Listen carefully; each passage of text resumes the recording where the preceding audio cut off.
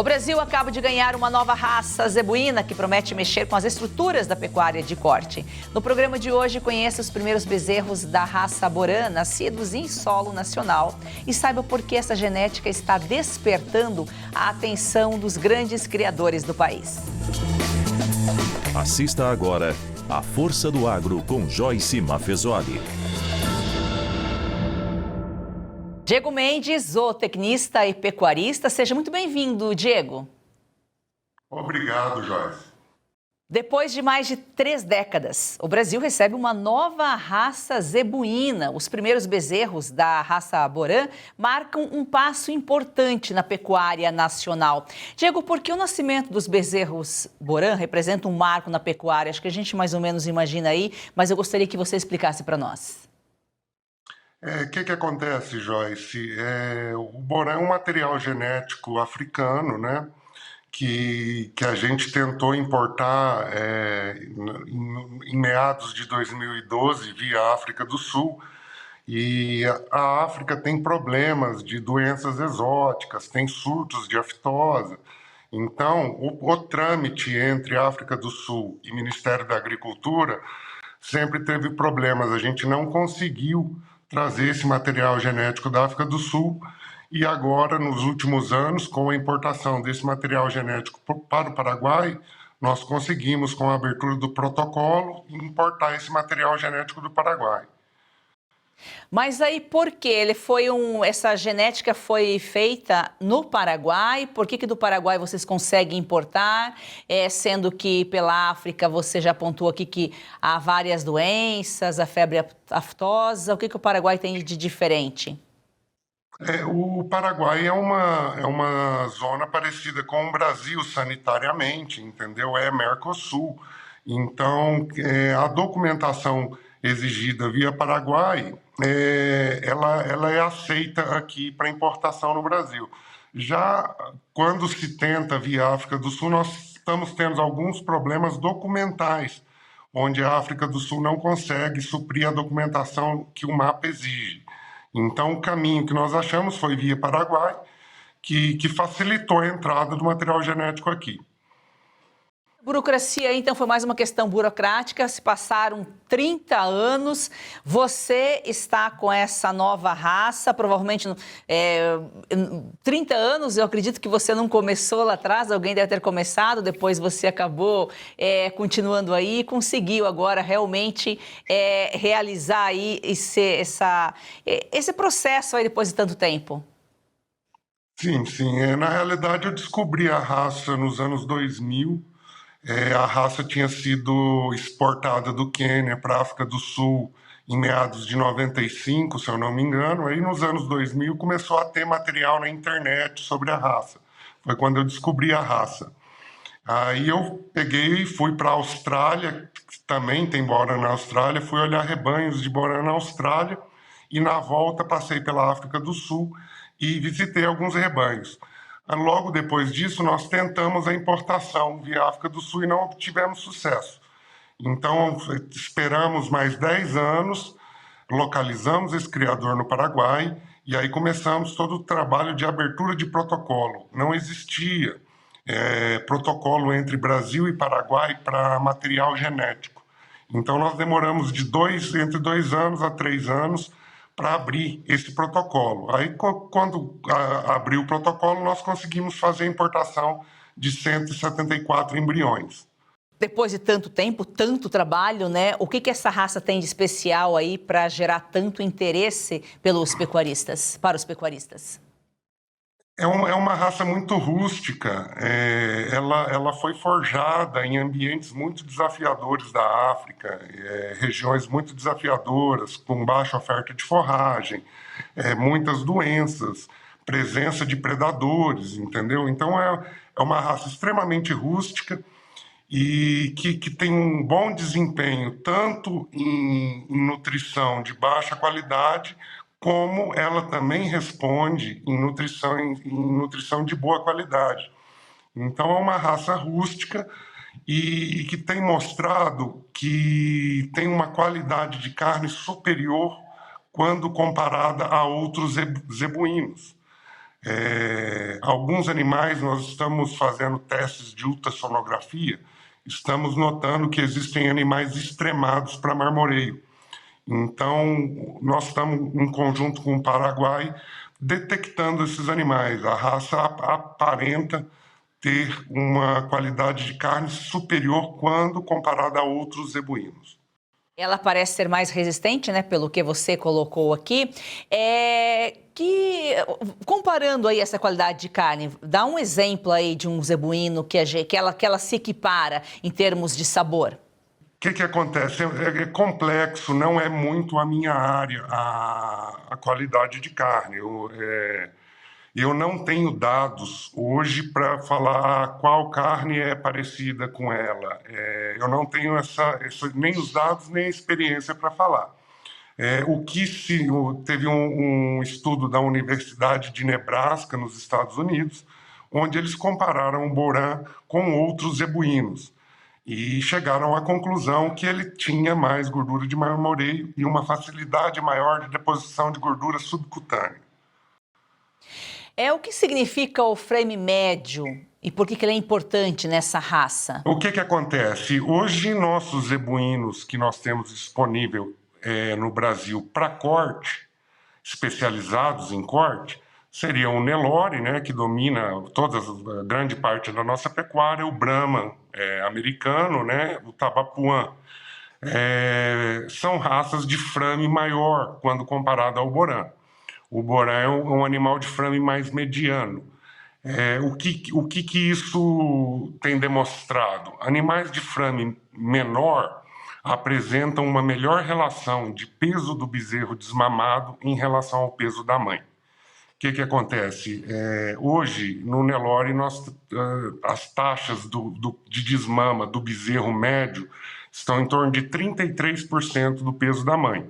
Em alguns casos, em rebanhos selecionados, chegam até 50% do peso da mãe. A raça Borã, por ter um frame mais mediano, é comum a mãe desmamar um bezerro com 50% do peso dela ou mais, chegando em alguns casos até 70% do peso dela. Então isso reflete numa maior produtividade de quilos de bezerro por hectare. Então, provavelmente, o Borã ele vai competir aí com o Nelore, ele vai despertar mais interesse para os pecuaristas, porque, pelo que você colocou aqui, a chance de ter uma produtividade maior, mais rápido, é alta. Sim, é uma raça bem produtiva por área, entendeu? Por quê? Por causa do processo de seleção natural que ela passou em ambientes desafiadores e por causa dessa questão do frame. Ela é um frame mediano, então, assim, ela fica uma vaca de tamanho mediano, altamente produtiva, entendeu? Então, isso acaba refletindo na produtividade geral. Em relação, eu acredito muito que o Borã venha para complementar o Nelore, não para concorrer com o Nelore. O Nelore já se provou ser a raça-mãe do Brasil, então eu acredito muito no acasalamento entre o Borã e o Nelore para melhorar a eficiência média do rebanho nacional. Para a gente entender, Diego, foram 30 anos nesse processo, tenta importar da África, não consegue pela questão burocrática, consegue importar do Paraguai e agora você já está com os primeiros bezerros. Quando que você trouxe esses primeiros embriões do Paraguai? Faz quanto tempo? Eu acho que foi o ano passado, em 2025. O processo começou em 2022, da abertura do protocolo, os embriões chegaram no Brasil em 2025. 22, 23, 24, 25, mais 3 anos de burocracia, né? Aí Exato. Chegaram em 2025, o ciclo, qual que é o ciclo? Os embriões foram implantados em que animal que eles foram implantados aqui? Os importadores foram eu, o Guilherme Gervaso de Minas Gerais, da Fazenda GT, e o Godofredo Gonçalves, os primeiros importadores. Nós usamos, na minha fazenda, receptoras Sind Nelore. O Guilherme Gervaso usou animais cruzados, se eu não me engano, e Nelore como receptora. E a partir daí, os primeiros bezerros nasceram. A sua ideia é vender esses bezerros, a partir daí também trabalhar com material genético. Qual que é o próximo passo? O primeiro passo agora é estabelecer rebanho, fazer um aumento de rebanho para a gente estar podendo suprir o mercado, porque hoje o que acontece? Nós somos dependentes do Paraguai para tudo. Nós não temos ainda touros produzindo sêmen aqui, então todo o material genético que está entrando no Brasil ele é importado do Paraguai. Então a intenção é estabelecer um rebanho, aumentar o rebanho e estar disponibilizando isso para o mercado brasileiro, às vezes com preços melhores, porque vai ser um material genético nacional.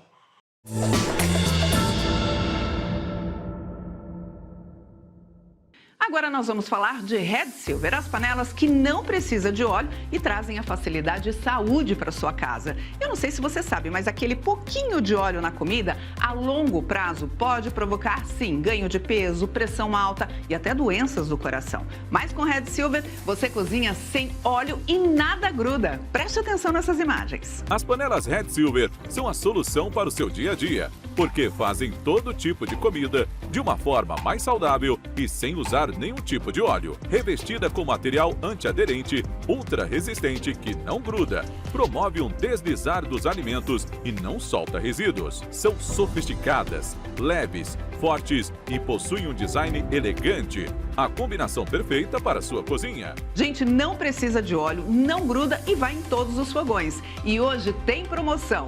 Compre agora pelo QR Code com até 64% de desconto no kit padrão, com 4 panelas mais 4 tampas, igual a esse aqui, ó. Sai por 12 parcelas de R$ 62,25 com frete grátis. E com apenas R$ 10 a mais na parcela, ou seja, 12 de R$ 72,25, você leva o kit família, que conta com assadeira e com panelão de 28 centímetros com tampa. E ganhe de presente este kit com 4 utensílios de silicone para deixar a sua cozinha mais completa. É uma oportunidade única. Ah, e detalhe, usou 30 dias, não gostou? Receba todo o seu dinheiro de volta. É satisfação garantida. Compre agora pelo QR Code ou acesse redsilver.com.br/oeste. Ou, se preferir, mande mensagem no WhatsApp 11 97661 8704. Eu vou repetir, 11 97661 8704. Compre agora e leve saúde, facilidade e praticidade para sua casa.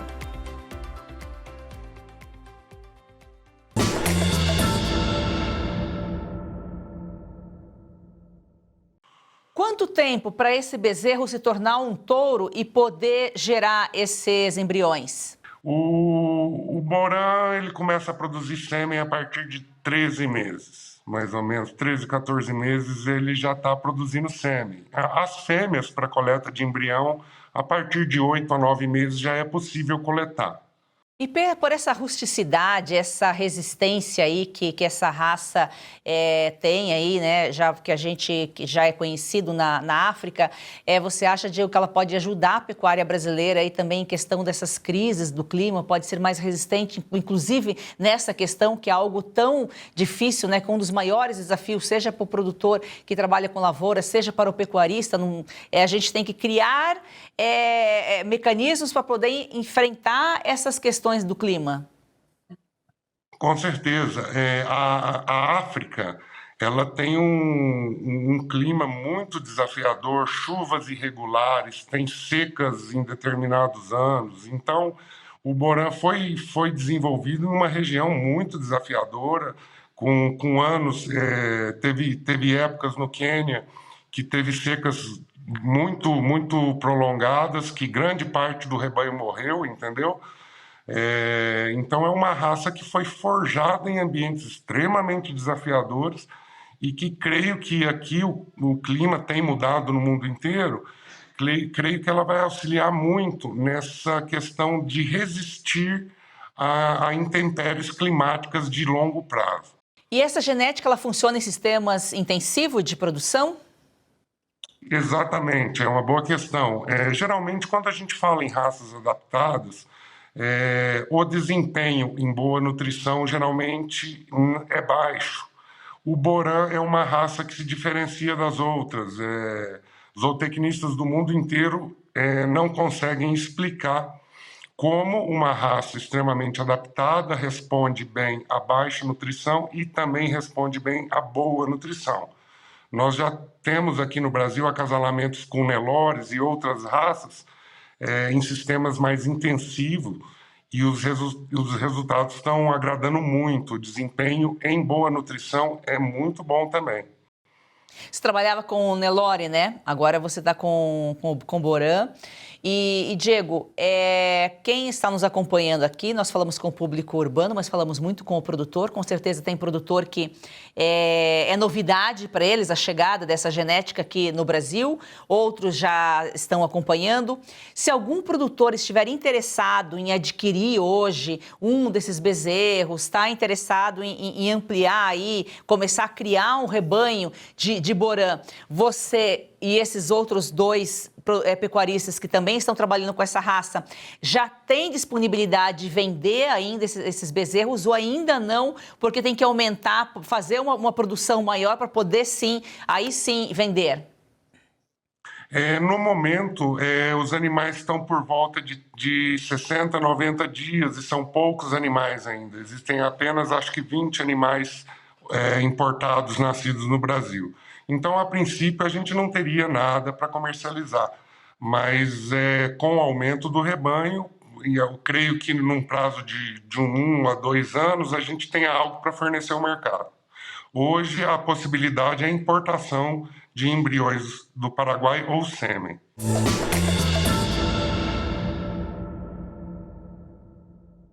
Para você que quer valorizar o seu capital, somos o Gen Capital da empresa Gemas Brilhantes e atuamos com ativos físicos. Nossa empresa é para você que tem dinheiro parado nos bancos, investe em ações ou em outros mercados que oscilam diariamente. Agora, você pode atuar com segurança no mercado de pedras preciosas e joias. Conosco, você vai aumentar seus lucros em diamantes certificados de alto valor e joias em ouro, com retornos fixos mensais acima da média. Entre em contato agora com a nossa central de atendimento pelo WhatsApp 0800 000 4998 ou escaneie o QR Code na tela e seja direcionado imediatamente.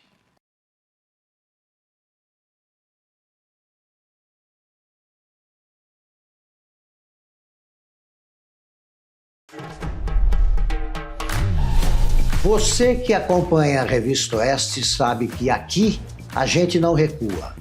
Diz o que precisa ser dito. Para isso, é preciso ser livre. A liberdade não é concedida por governos nem autorizada por anunciantes. É garantida por lei, mas só a vigilância do povo garante que leis sejam cumpridas. E o povo, no caso da Oeste, é a multidão de assinantes. A Revista Oeste existe porque milhares de homens e mulheres fizeram essa escolha. É esse apoio direto que mantém a nossa independência. Se você acredita na importância do jornalismo independente, venha fazer parte dessa história.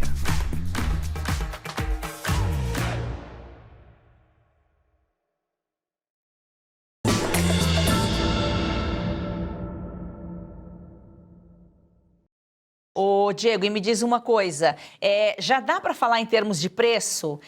Tanto para o produtor comprar o bezerro, adquirir a genética, vai ser mais ou menos o que a gente tem aí no mercado? Vai ser como um Nelore? Vai ser um preço superior, inferior? Ou até para quando chegar essa carne para o consumidor no supermercado, vai estar num preço mais ou menos aí com o que a gente já tem aí disponível?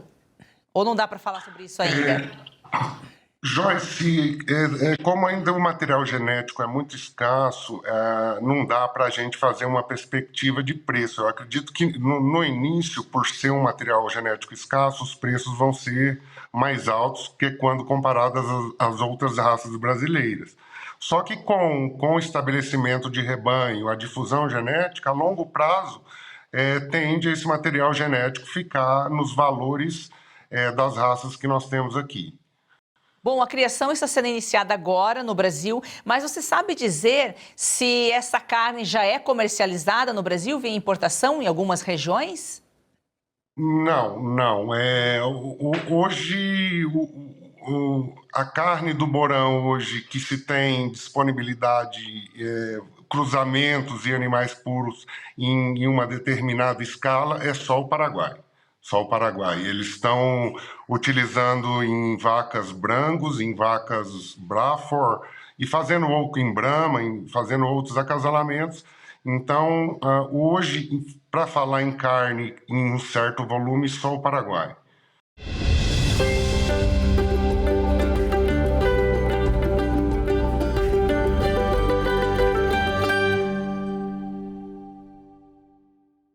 Hoje o Agro, Trabalho e Fé vai falar sobre o algodão e os seus diferentes usos. O algodão, que veste também, pode alimentar uma guerra. Uma reportagem do Wall Street Journal revelou que os países da OTAN estão enfrentando a escassez de um insumo estratégico para a fabricação de munições, o algodão. Mas não o algodão da camiseta. Eu estou falando do linter, aquela fibra curta usada na produção de nitrocelulose, um componente presente em grande parte das munições modernas. A Europa precisa mais do que dobrar a sua capacidade de produção para atender a essa demanda. E a notícia revela algo importante. Até a guerra dos drones e da inteligência artificial continua dependendo do campo. E o Brasil ocupa uma posição estratégica. Nós somos o maior exportador mundial de algodão. Isso é resultado de muita tecnologia, produtividade e uma cultura que, muitas vezes, é plantado como a segunda safra depois da soja. A produtividade brasileira é mais do que o dobro da média mundial. E 83% da nossa produção é certificada pelos programas ABR e Better Cotton. Isso representa quase metade de todo o algodão certificado no mundo. Ainda uma outra vantagem pouco reconhecida. Enquanto grande parte da produção mundial depende de irrigação, a maior parte do algodão brasileiro utiliza apenas a água da chuva. O algodão pode virar roupa, pode virar óleo, pode alimentar animais, pode ser usado em materiais hospitalares e em inúmeros produtos industriais, mas também pode virar munição. Essa certamente não é o uso mais nobre do agro. Isso não torna o algodão culpado, e muito menos o produtor responsável pela guerra. Mostra apenas que a tecnologia não possui moral própria. A matéria-prima nasce no campo. A sociedade decide o que fará com ela. E essa notícia também deixa uma lição econômica para o Brasil. Ser o maior exportador de algodão não significa dominar todas as etapas da transformação. O valor estratégico não está apenas em produzir e embarcar a fibra, mas também em desenvolver química, biotecnologia, processamento e indústrias capazes de transformar cada parte da planta em produtos de maior valor agregado. O mundo voltou a compreender que a agricultura é poder. Poder para vestir, poder para alimentar, poder para curar, poder para desenvolver. Infelizmente, também pode ser poder para destruir. O agro coloca a matéria-prima na mão da civilização. O uso que fazemos dela revela o tipo de civilização que nós somos. Hoje o Agro, Trabalho e Fé vai na Escócia, um país que tem muito a ensinar sobre logística para o Brasil. Mas você deve estar pensando, como um pequeno país pode ensinar um continente chamado Brasil na matriz de transporte? Então, veja esse vídeo. Eu estou aqui na Escócia, na região de Falkirk. Aqui é um dos lagos escoceses, é um lago artificial usado para a navegação. Olha o que é interessante, a água está aqui passando para cá, porque aqui você tem uma comporta artificial, ó, que ela está sendo aberta. E ali você tem um pequeno barco que está descendo no nível da água e ele vai poder baixar através dessa comporta muito antiga e ele vai poder navegar. Mas o que é interessante é a roda de Falkirk que você está vendo ali, ó. Tem um outro pequeno barco de transporte de passageiros que está entrando. Não sei se você está vendo lá, ó. Ele está entrando nessa roda de Falkirk. Eu vou mostrar aqui outro vídeo mais próximo para você ter uma noção. E aqui, ó, aquele barco ele acabou de entrar e você está vendo essa roda, ela vai girando e esse barco que está aqui, ele vai cruzar esse canal. Você vai poder estar acompanhando isso também pelo vídeo que está passando aí. Agora, o que é interessante? Que todos esses canais, eles são artificiais. E eu estou aqui entre Edimburgo e Glasgow. Não é muito distante, é 76 quilômetros. Agora, o que é interessante? A Escócia é um país extremamente pequeno. Ela não tem 80 mil quilômetros quadrados. Só o estado de São Paulo tem 250 mil quilômetros quadrados. E a população aqui é 5,5 milhões de habitantes. Ou seja, é um país pequeno com uma população pequena. Mas eles entenderam, como você está vendo, olha a roda aqui agora girando, o barco está bem no meio, a importância do transporte fluvial. Por quê? Porque os números indicam, a ciência indica, que o transporte fluvial, ele gasta, em termos de eficiência energética, ele é 29 vezes melhor do que o transporte rodoviário. Ou seja, em termos de consumo, de uma maneira geral, pode ser aqui ou pode ser nos Estados Unidos, ele consome 19 vezes menos combustíveis.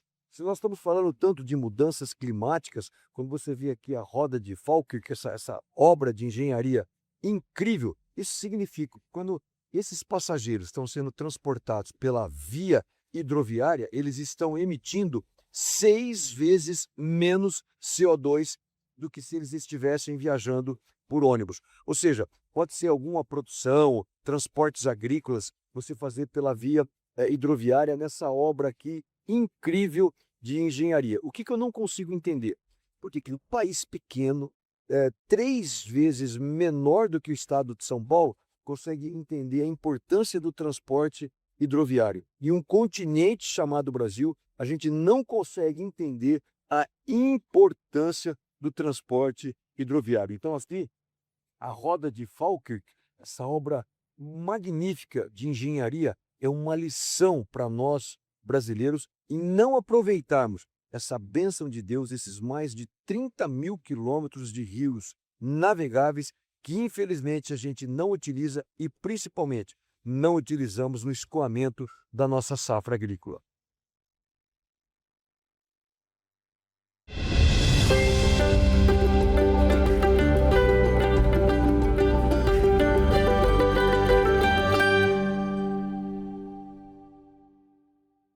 No agro tudo é difícil, tudo é demorado, né? Não é de uma hora para outra, 30 anos para importar uma genética, 3 anos para regulamentar depois que conseguiu abertura pelo Paraguai.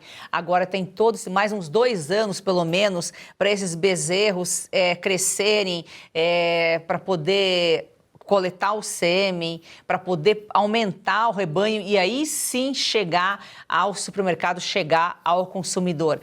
Ser produtor rural é uma profissão de risco. Diego, muito obrigada pela sua participação aqui, pelas suas informações. Obrigado, Joyce. Gratidão a você que nos acompanha. A Força do Agro é o Brasil que dá certo.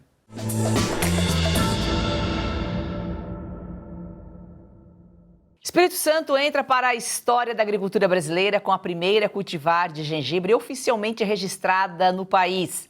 Cultivar imigrante promete maior qualidade, produtividade, segurança genética e competitividade. Como foi o processo, Alexandre, de desenvolvimento e quanto tempo levou? Minha família, somando todos juntos, trabalhamos mais com 16 anos com gengibre. E desde pequeno, sempre gostei de fazer seleção genética. Meu avô fazia com plantação, com criação. Eu fui fazendo depois, questão foi crescendo, fui fazendo isso também. Mexi com verdura, abelha, café, né? Depois comecei a trabalhar com gengibre, comecei a fazer com gengibre, ter melhor produtividade, né? E aí comecei depois produzir para exportação. Antes era só mercado interno. E o mercado internacional foi um gengibre assim, muito valorizado, valorizando cada vez mais, né? Os melhores gengibres orgânicos do mundo é produzido na nossa região.